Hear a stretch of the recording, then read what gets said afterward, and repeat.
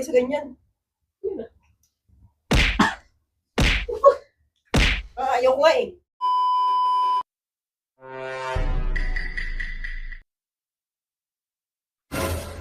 O ano? Silip-silip ka na naman dyan. O ano mo kailangan mo? Wala. Wala. Tapos wala maligo. Oh. Siyempre mga ganyan-ganyan mo, pagkas maligo, tapos pasilip-silip ka ng kwarto. Mga tinginan mo, iba eh. Ano yun? Pash ka nga? Naka na naman? Sunada ka na naman? Ayoko. Halikan mo naman. Ayaw mo pa. Gabi-gabi ka naman umihirit.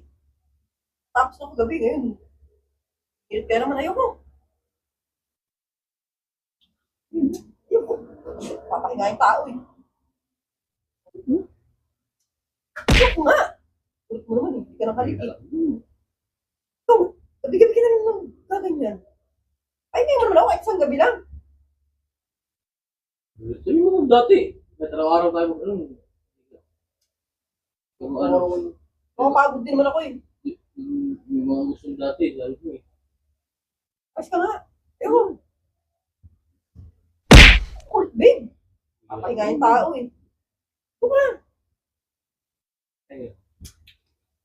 Tao. Ano mo? Pag-asawa nga dyan, pag nangyayari, bakit ito, naka-party na. Dahil ka na kasi nga ano, hindi ka na uuumay sa ganyan. Ayaw ko nga eh. Ano? Ayaw ko nga, susunod na araw na lang, bukas na lang.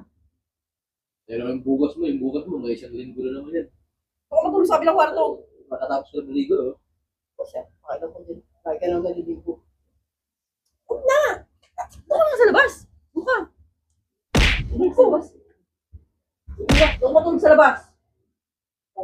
Lagi ka lang ganyan. Ano yun? Bayos ka, ha? Ano?